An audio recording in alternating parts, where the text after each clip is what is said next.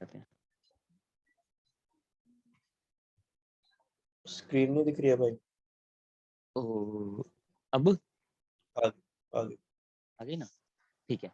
For example हम जावा के अंदर एक प्रोग्राम बनाते हैं, ठीक है, कि वो एक फाइल की दूसरी फाइल बना दे, ठीक है, उसकी एग्जैक्ट कॉपी बना दे, ठीक है। फॉर एग्जांपल ये अलग अलग सोर्सेज से आ रही है, ठीक है, सोर्स ए, सोर्स बी, सोर्स सी, ये ऐसी फाइल हम बना सकते हैं, ऐसा प्रोग्राम हम बना सकते हैं। जब हम पढ़ेंगे ना इनपुट आउटपुट स्ट्रीम्स के बारे में, तब मैं आपको ऐसे प्रोग्राम्स बनाना सिखाऊंगा जिसके अंदर आपकी एक ही फोटो के मल्टीपल कॉपीज बना सकते हो अपने सिर्फ कोड से, इसको रीनेम कर सकते हो, कहीं और सेव कर सकते हो, बहुत कुछ कर सकते हो, ठीक है। कब काम आता है?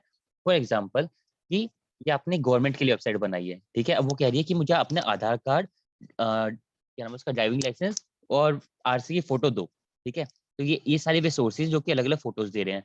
अभी जैसी डॉक्यूमेंट यहाँ आई, तब गवर्नमेंट क्या करती है, इसकी एक कॉपी बना के अपने पास डाटाबेस में सेव कर लेती है। ओके, कि हमारे पास इस आदमी की आ गई कॉपी, इस आदमी की आ गई, इस आदमी की आ गई, ऐसे करके।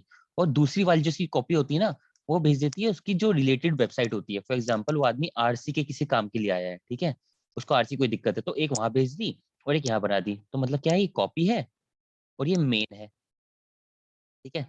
अब ये जो एड्रेस है डाटाबेस के अंदर, फॉर एग्जाम्पल इस फोल्डर का नाम है details, details of India, Indians, ठीक है, ये रहा, एक फोल्डर है, ठीक है, क्या है, फोल्डर। तो इस फोल्डर के अंदर सारी चीजें जा रही हैं। हाँ, समझ में आया? ये प्रोग्राम समझ में आया क्या कर रहे हैं हम इसके अंदर? हेलो, हेलो, हाँ प्रोग्राम समझ में आया ना कि गवर्नमेंट ने, ये गवर्नमेंट की कोई वेबसाइट है, आरसी आरसी से रिलेटेड काम करती है, तो ये अलग अलग चीजें डॉक्यूमेंट्स मांग रही है, आरसी मांग ली, डीएल मांग लिया, आधार कार्ड मांग लिया, उन सबको लेके एक तो अपने पास डाटाबेस बना ले रही है, ठीक है, अपने कहीं पे, उसके अंदर फोल्डर है जिसका अंदर नाम है डिटेल्स ऑफ इंडियंस, और उसके अंदर फोल्डर के अंदर सारी चीजें सेव की जा रही है।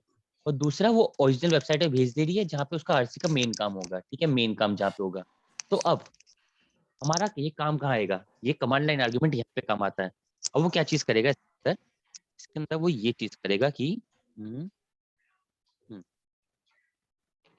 कि जैसे तुम इसके अंदर फोल्डर का नाम है, ठीक है, फोल्डर कोई एड्रेस है, ठीक है, इस फोल्डर का कोई एड्रेस है, फॉर एग्जांपल इसका एड्रेस है सी ड्राइव के अंदर, इंडिया के अंदर, ठीक है, और इंडिया के अंदर फिर डिटेल्स ऑफ इंडियन, ऐसा करके फोल्डर है, ठीक है, इसके अंदर तुम्हारी सारी फोटो जाके सेव हो रही है। कुछ बनाना, पनीर का पराठा, पोहा कुछ। ठीक है, तो इंडिया ऐसे करके फोल्डर्स के अंदर जाके सेव हो जाएगी चीजें। तो अब बाई चांस कि इनका ये फोल्डर भर जाता है, ठीक है, इनकी ड्राइव भर जाती है, सी ड्राइव फुल हो जाती है, ठीक है, अब इनको ई ड्राइव में स्टोर करना है, ठीक है, ई ड्राइव में स्टोर करना है, इनकी ये ड्राइव भर गई है, फॉर एग्जाम्पल इस कंप्यूटर के अंदर सारे स्टोर कर रहे थे। तो अब फॉर एग्जाम्पल अगर इन्होंने एक कोड के अंदर लिखा होता, कोड के अंदर लिखा होता कहीं पे, और ये कोड होता कम से कम 20,000 लाइन्स का, 20,000 लाइन्स का, कहीं जगह चेंज होते, 3-4 जगह चेंजेस करने होते। तो अब इसकी जगह हम क्या कर सकते हैं, इतने कोड के अंदर ना घुस के, ताकि इसको कोई नॉन टेक्निकल आदमी भी कर सके, ठीक है, कोई जूनियर भी आके इसको चेंज कर सकते, तो क्या कर सकते हैं, सीधा हम जिस टाइम कमांड दे रहे हैं, कमांड के अंदर ही, जो हम ऐसे दिया करते थे ना, जावा प्रोग्राम, प्रोग्राम 1 2 3 ABCXYZ, इसकी जगह पे क्या कर दो, इसका एड्रेस पास कर दो ई ड्राइव का, ठीक है। अब ये इसी एड्रेस को करके हर जगह चेंजेस कर देगी, हर जगह पे अब सारी फोटो कहाँ जाएगी, ये सी ड्राइव की जगह ई ड्राइव के अंदर। तो हम इसके अंदर लोकेशन सेट कर सकते हैं, ठीक है, फाइल नेम सेव करते हैं कि अगर इसके अंदर फाइल नेम सेव करना है, फोल्डर नेम सेव करना है, हम आर्गुमेंट है वो पास कर सकते हैं।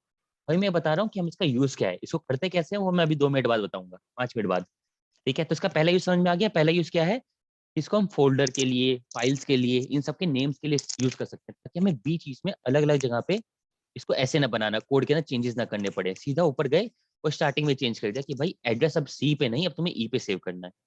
इसका ये था पहला यूज, ठीक है। पहला यूज हम समझ चुके हैं कि इसके अंदर फाइल्स के नाम, फोल्डर्स के नाम, लोकेशंस के नाम सेव किए जा सकते हैं, ताकि हमें अंदर जाके चेंजेस ना करने पड़े। दूसरा, फॉर एग्जाम्पल, दूसरा एग्जाम्पल क्या होता है कि मान लो एक डेटाबेस है, ठीक है, डेटाबेस अगर पता है तो बहुत बढ़िया बात है, नहीं पता तो हम इसको आगे भी डिस्कस करेंगे, हल्का फुल्का ही समझ लो कि जो कुछ भी हम करते हैं उसको जहाँ हम सेव करते हैं, ठीक है, जहाँ पे उसको सेव करते हैं डाटा को, उसको बोलते हैं हम डेटा बेस, कि यहाँ पे डेटा है। ठीक है, आप कहते हो कि भाई इसके पास डेटाबेस बहुत ज्यादा है, लोगों का, कस्टमर्स का, गूगल के पास डेटाबेस बहुत ज्यादा है, तो उसके पास हर एक इन्फॉर्मेशन है, आदमी कहाँ था, कितना था, कितनी उम्र है, क्या खाया, हर चीज। तो डेटाबेस होता है जहाँ पे सारी चीजें स्टोर की जाती हैं। तो अब इस डेटाबेस का एक आईडी होता है, ठीक है, और एक पासवर्ड होता है। ठीक है, अब इसका आईडी पासवर्ड तो होता ही है। हाँ, कोई भी यूजर आके ऐसे तो नहीं कि भाई मैं जाऊंगा गूगल का डाटाबेस एक्सेस कर सकता हूँ, नहीं, मुझे एक पर्टिकुलर एड्रेस और पासवर्ड चाहिए, आईडी और पासवर्ड होनी चाहिए मेरे पास में। लेकिन क्या एक बार बना दी गई है तो जीवन भर एक ही आईडी पासवर्ड चलेगी?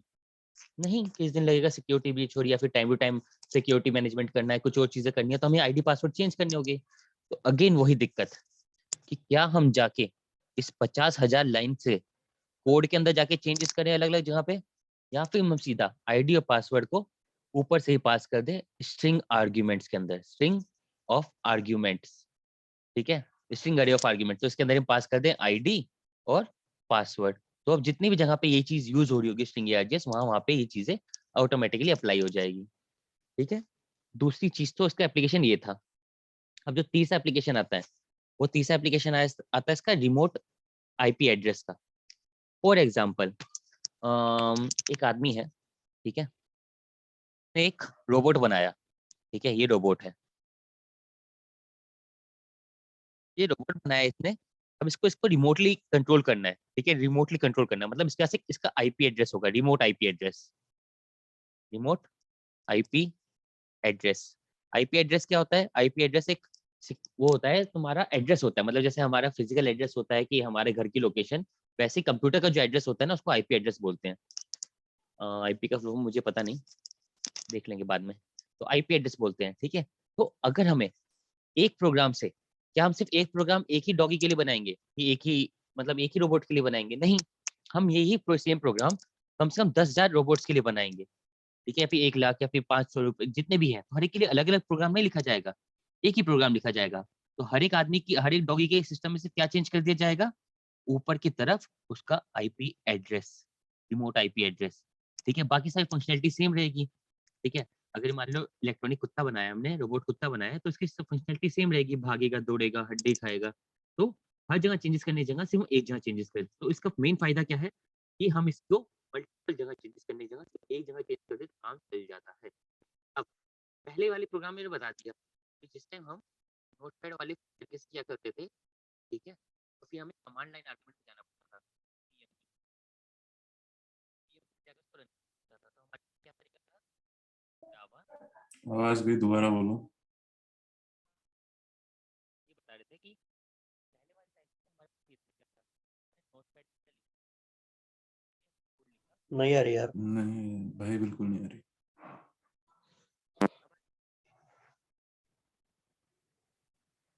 हेलो।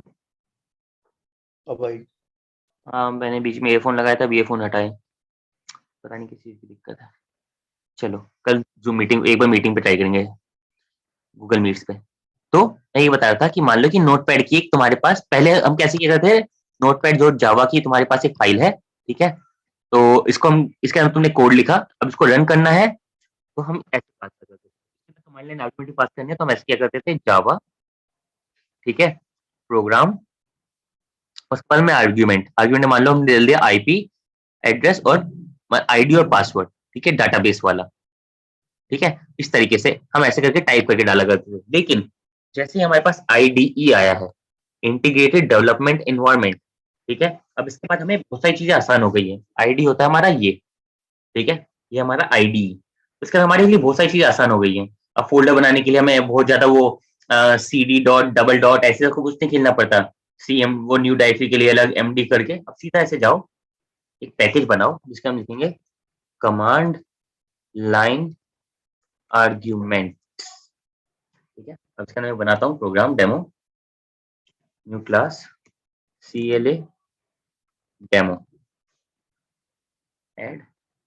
अब हम सबसे पहले लिखते हैं पब्लिश स्टैटिक वॉइड मेन, जो हम लिखते आ रहे हैं, और अब हम चेक करते हैं कि ये जो अरे है, ये क्या है, एक अरे है, स्ट्रिंग टाइप का अरे है।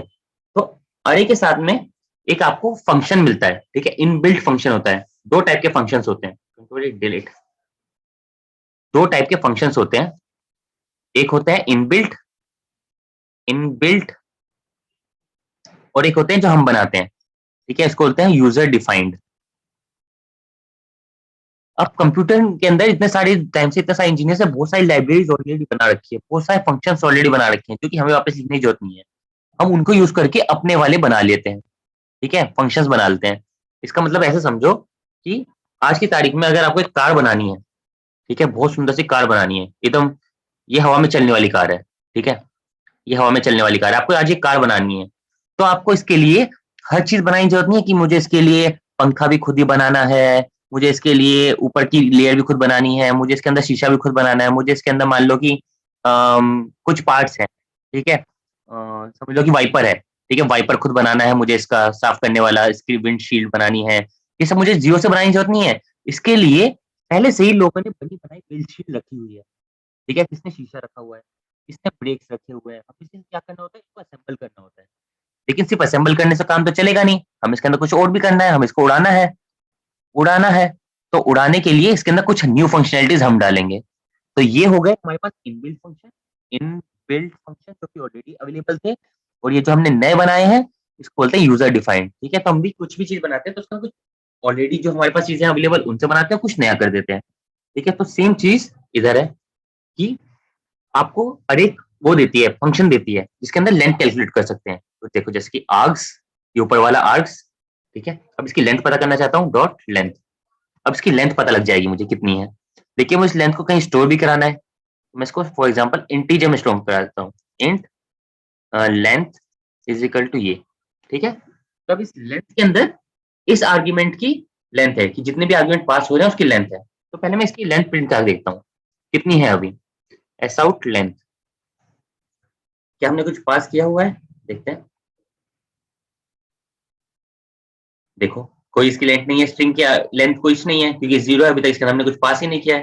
अब हम पास कैसे करेंगे वो देखेंगे, उससे पहले मैं एक छोटा सा प्रोग्राम बनाता हूँ कि if length is equal to zero, अगर लेंथ जीरो है तो हम लिख देंगे कि नो इनपुट प्रोवाइडेड, ठीक है, बट एल्स हम लिख देंगे S out list of arguments, अगर इसके अंदर आर्ग्यूमेंट्स हैं तो सारे प्रिंट हो जाए, ठीक है।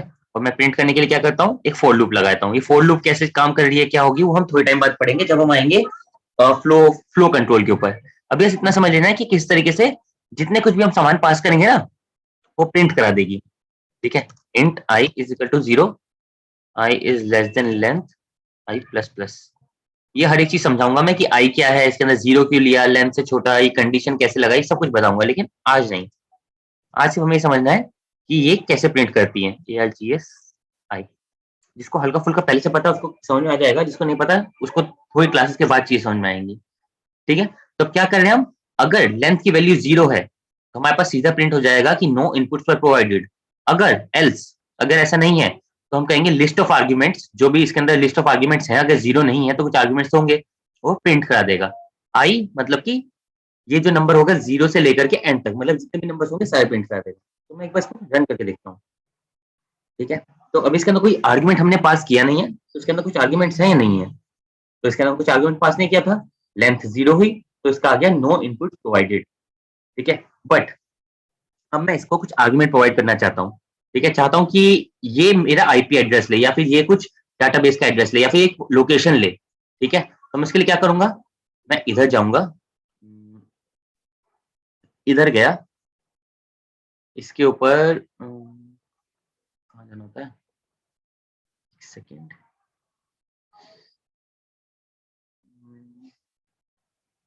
मैं रन पे गया और मैं गया एडिट कॉन्फ़िगरेशंस पे, ठीक है। यहाँ जाने के बाद में आपको यहाँ पे दिखाई देगा प्रोग्राम आर्ग्यूमेंट्स, अब मैं सीधा लिख दूंगा 1 2 3, ये मेरे मान लो कि डेटाबेस का वो है, चलो 1 2 3 ABCXYZ, ठीक है। ये मैंने 3 आर्गुमेंट पास कर दिए इसको, ठीक है। इतना करके बस मुझे ओके दबा देना है। अब पीछे से बैक एंड से वो 3 चीजें इसके अंदर लिखी गई हैं। अब अगर मैं इसको रन करना चाहूँ तो इसका आउटपुट आएगा, देखो लिस्ट ऑफ आर्गुमेंट, मतलब जीरो नहीं है, कौन कौन से हैं, 1 2 3 ABC XYZ, अगर मैं इसके अंदर और चेंजेस करना चाहूँ तो फिर से जा सकता हूँ रन, और इसके अंदर मैं एडिट कॉन्फ़िगरेशन में जाके इसके अंदर और कुछ पास कर सकता हूँ। फॉर एग्जांपल आदित्य, और इसका पासवर्ड है 123456, ठीक है।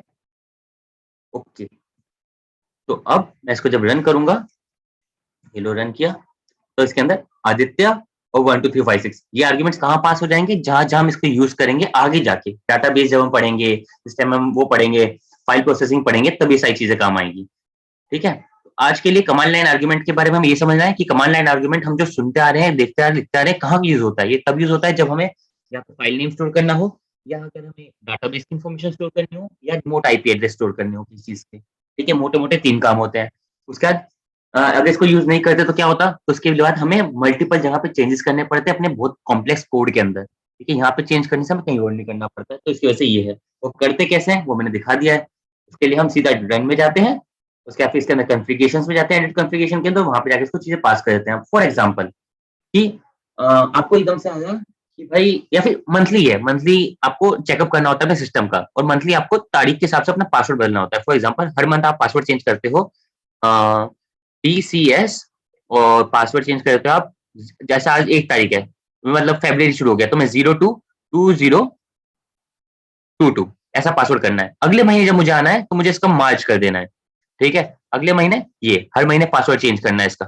तो यही पासवर्ड पूरे कोड में 20 जगह चेंज ना करके हम सीधा क्या करेंगे, इधर जाएंगे रन के अंदर, चुपचाप गए एडिट कॉन्फ़िगरेशन के अंदर, यहीं मैंने पासवर्ड लिख दिया TCS डाटाबेस, पासवर्ड लिख दिया मैंने 02/2022, ये लो। ओके, मैं इसको जैसे सेव करके रन करता हूँ तो मेरा यही पास हो जाएगा यहाँ पे, TCS डाटाबेस, और ये रहा पासवर्ड। तो कमांड लाइन आर्गुमेंट आज सबको पता लग गया कि कहाँ यूज होता है, कैसे यूज होता है। इसके अंदर का ये चीज अभी समझ नहीं आई होगी, ठीक है, मैं खुद जानता हूँ। उसके ऊपर क्लासेस होंगी धीरे धीरे करके, जब हम इसके अंदर कल ऑपरेटर्स पढ़ेंगे, उसके बाद फ्लो कंट्रोल पढ़ेंगे। नेक्स्ट टॉपिक हमारा फ्लो कंट्रोल ही होगा, तो तब समझ में आ जाएगा कि इफ एल्स कैसे काम करता है, फोर लूप कैसे काम करती है, लूप्स क्या होती है, एकदम बेसिक से। तो आज की क्लास में अभी तक किसी कोई डाउट? नहीं। नहीं। नहीं। क्लियर है? आज पता लग गया किस लिए होता है ये स्ट्रिंग ऑफ आर्ग्यूमेंट्स? हम्म, ठीक है, चलो। इतना यूज नहीं समझ में आया मेरे को। यूज समझ में नहीं आया? मतलब यूज समझ में तो आ गया, लेकिन कई प्रैक्टिकल यूज करके दिखाना तब ज्यादा समझ में आएगा मेरे को। ऐसा कुछ समझ प्रैक्टिकली में नहीं करेंगे आया। जिस टाइम आएंगे ना उसके ऊपर, इनपुट आउटपुट स्ट्रीम्स के ऊपर, जब हम मैं बहुत सारे प्रोग्राम्स बनाऊंगा जिसके एक फाइल की मल्टीपल कॉपीज बना सकते हो। जो कंट्रोल से कंट्रोल भी काम करता है ना, वही चीज हम कोड में भी कर सकते हैं। अब तुम कहोगे यार कंट्रोल से कंट्रोल भी जब हम ऑलरेडी हाथों से कर सकते हैं तो हम कोड से क्यों करें, इतना दिमाग क्यों लगाएं। हम हाथ से 150, 200, 300, 400, 1000 फाइल दिन में कर सकते हैं। लेकिन जैसे कि भारत सरकार की तुम वेबसाइट बना रहे हो जिसके अंदर की दिन के अंदर 1 लाख लोग अपलोड कर रहे हैं, तो उतना कंट्रोल से कंट्रोल भी तो कोई कर नहीं सकता है। तो उस टाइम पे ये प्रोग्राम रन होते हैं, छोटे छोटे स्निपेट हर एक चीज के साथ में। जैसे कि तुम्हारी फाइल अपलोड हो गई, साथ में इसको कॉल कर दिया, तो तुम्हारी इसकी कॉपी जाके सेव होगी डाटाबेस के अंदर, वो सब सिखाऊंगा, ठीक है। अगर हम और कोर्स लंबा बढ़ाएंगे तो मैं जब अगर फुल स्टैक जावा डेवलपमेंट सिखाऊंगा जिसके अंदर की एक पूरा प्रोजेक्ट बनाएंगे हम, डाटाबेस फ्रंट एंड सब चीजों के साथ मिला के जीएसपी सर्वलेट, तो उस टाइम डाटाबेस का बता सकता हूँ। और रिपोर्ट आईपी तो तुम्हें तब समझ में आएगा जिस टाइम तुम आईओटी के साथ में काम करोगे, तो वो मुझे नहीं आता ना, मैं उस पर काम भी करने वाला एटलीस्ट नियर 5-6 सालों में। Sure. रिकॉर्डिंग स्टॉप करता हूँ।